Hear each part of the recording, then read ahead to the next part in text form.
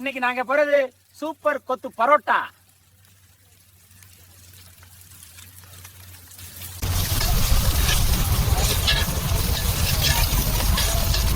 தீரு பாருங்க, பரோட்டா எவ்வளவு அழகா வருது, தங்க நிறம் மாதிரி.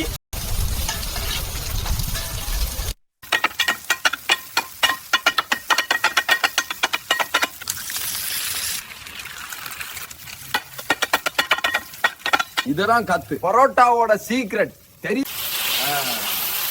அது வருதுங்க, இந்த பரோட்டா சாசனை பாருங்க, சூப்பர். அடாஹா, சரியா கலந்துருச்சு சார். நானே சொல்றேன், இது கேட்டிதான். சூடா இருக்கேன், சூப்பர்.